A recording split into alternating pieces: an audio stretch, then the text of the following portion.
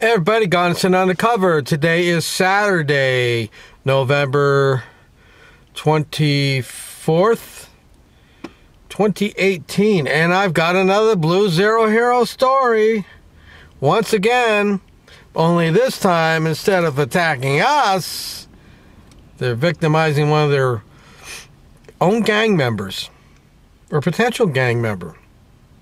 And as usual, guess who pays the price for it? Yeah, that's right. Taxpayers. So this story, I just happened to find it. I was going in the 7-Eleven to get a soda, and I looked at the Asbury Park Press, and right on the front page, let me show it to you. Let's see if you can see it there. There it is. And it reads, 700K settlement in Seaside Park for cop bullying case. So it is online here, and I'll put the link in the description, and I'll just read you some of it. It's a rather lengthy story, so I'm not going to read the whole thing, but it's a Seaside Park cop accused of pointing gun at recruit. Lawsuit settled for $700,000, and this was in the Asbury Park Press for November 23rd. And let's see what it says here. I'll read some of it. I'll skim through it and see what we can find. The borough will pay $700,000 to a police recruit who said a borough police sergeant bullied him for more than a year and pointed a gun at his head. Thomas Shearmeyer, 27, sued Sgt Matthew Brady in March, accusing an 11-year police veteran of using excessive force against him on November 15, 2016, while Shearmeyer was filling out an application for the Ocean County Police Academy. This was an extremely difficult situation for Tom Shearmeyer, said Thomas J. Mallon, the Freehold lawyer who filed the lawsuit on Shearmeyer's behalf. He's moving on his life. He's moved out of the area. He's trying to start over again. The borough and its police officers did not admit to any wrongdoing in the case, according to the settlement documents. What a surprise. Brady, who's a sergeant, 38, was charged with fourth-degree aggravated assault with a firearm by the Ocean County Prosecutor's Office a week before Shearmeyer filed his civil suit in federal court. Brady, who lives in Seaside Park, was released after receiving a summons. Seaside Park and Police Department were named as defendants in Shearmeyer's lawsuit, along with Larkin and Lieutenant James Boag. Larkin and Boag tolerated and acquiesced to Brady's ongoing bullying of Shearmeyer, the lawsuit says. Brady was not indicted in the case and has not entered a plea to the charge. Kevin Reardon, the Tonsor lawyer who represents Brady, then Police Chief Francis Larkin, Lieutenant James Boag, and the borough, denied most of the allegations in Shearmeyer's lawsuit in a May response to the suit filed in federal court. Well, of course they're going to deny it. That's all part of it.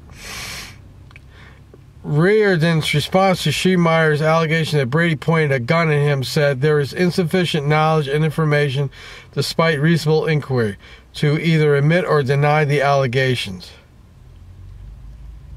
According to the court records, Brady applied for a pretrial intervention on March 26th, but his application was rejected. Wow, June 29th. And pretrial intervention is usually available first-time nonviolent offenders and require the approval of the prosecutor's office. Well, we all know why he wanted to do the pretrial intervention, because if he gets convicted on this, he's going to lose his pension. And I think the prosecutor is right in denying that, because it's for nonviolent, and I would say sticking a gun to somebody is violent. The suit also claimed that Shearmeyer, who was a Class 2 part-time officer, was taken off the police department schedule and denied work in Seaside Park in retaliation for his reporting the gun threat to the prosecutor's office. See, here's what happens.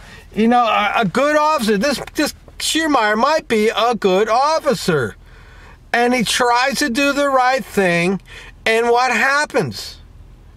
He gets retaliated on. This is why we don't have good officers or officers standing up to say anything, because this is what happens. Brady was suspended with pay when the prosecutor's office launched its investigation. I don't get why they get pay. If you're suspended, you can't show up for work. Why am I paying you? See, this is the bullshit that goes on with public service and these unions, you know. I just don't get it. They should not get paid. This investigation, according to then Seaside Park Police Chief Francis Larkin, the sergeant was suspended without pay after criminal charges was filed March 8th, Larkin said. Brady remains suspended without pay. State pension records show his most annual salary, now get this now, $112,840. That's what that sergeant's getting. All parties are satisfied the dispute is behind him, said Eric Harrison, the Edison lawyer who represented Brady in the civil case. He said he would have no further comment. Larkin retired in August after 30 years in law enforcement. Bogue is now serving as provisional police chief. He receives a $1,000 a month stipend as provisional chief on top of his $124,493 annual lieutenant salary. So add $12,000 to that, and he's getting $136,000. Commenting on Schiermeier's settlement, Larkin said that he was sure all those legal teams got together and came with a fair and equitable settlement based on circumstances surrounding the case. Yeah, with taxpayers' money.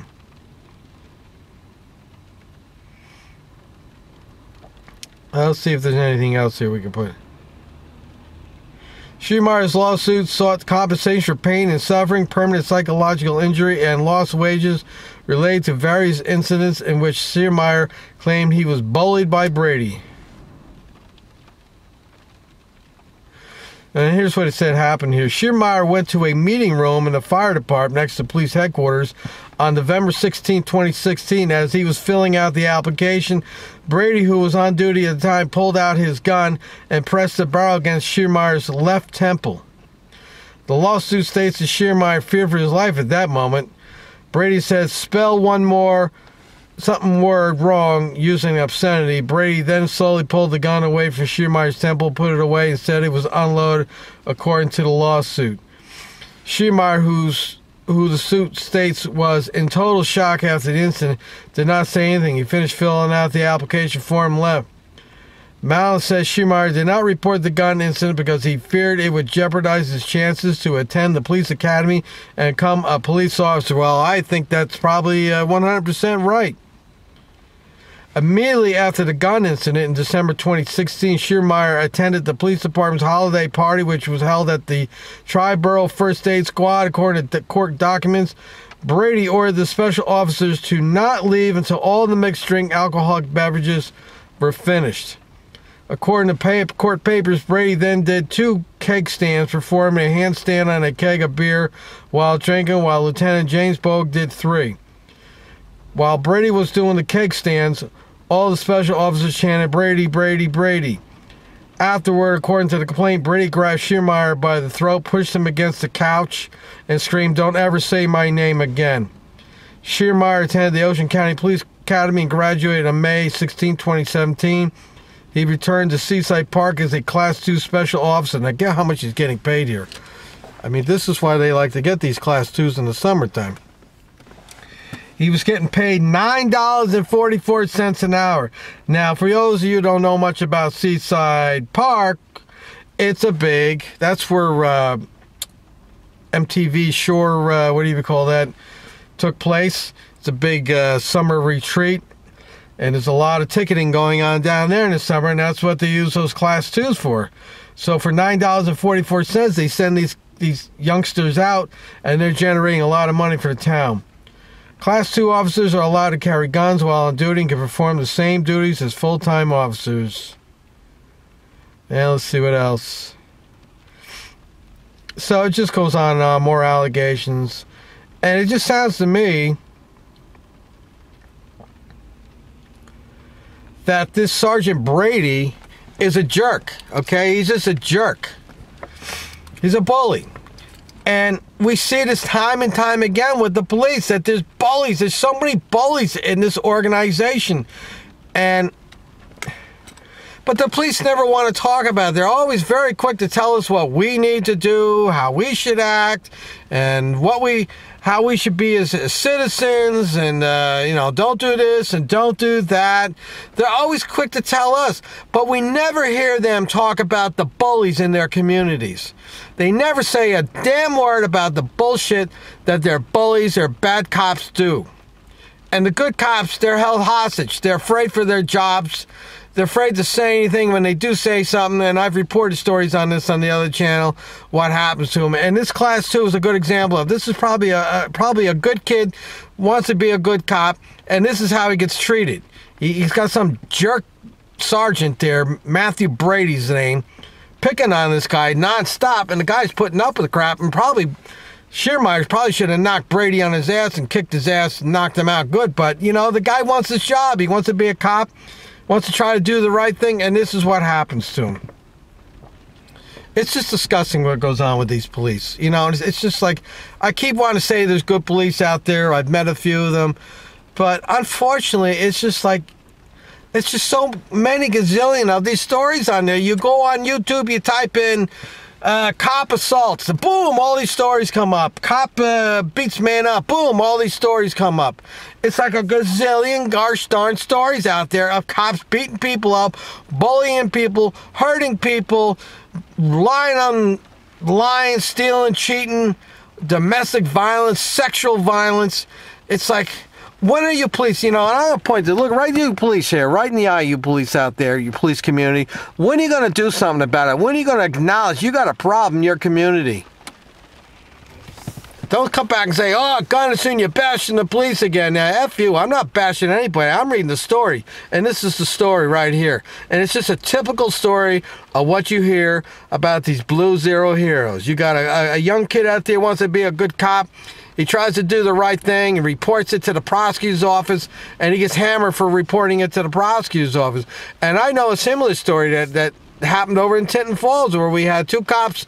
They didn't feel comfortable going to their superior officer, and they went to the prosecutor's office and made the complaint. And next thing you know, they're out of a job, and the town ends up paying $1 million out to these 2 officers because they got retaliated on. And this is just another same story, only this time this one's costing the taxpayers $700,000. Now, this sergeant, he should not be allowed to have his job back. He should have to pay, maybe he should have to pay 10% of that. This is where I say these cops have got to have their own liability insurance, so they got a personal stake in their behavior. Because right now, they got no stake in it. It's always the taxpayers got the stake in it. All right, folks, let me know what you think in the comments. Like, share, subscribe. I'm still on Facebook, Gunnison Undercover. And I'll put this link to this story in the description box, and you can go there yourself and read it.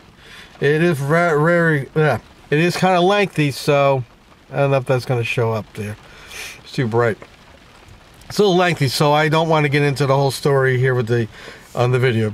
Till next time, it's Gunnison Undercover. Be well, be safe, and always watch the police. Watch them. You gotta watch them. This is what keeps them in line.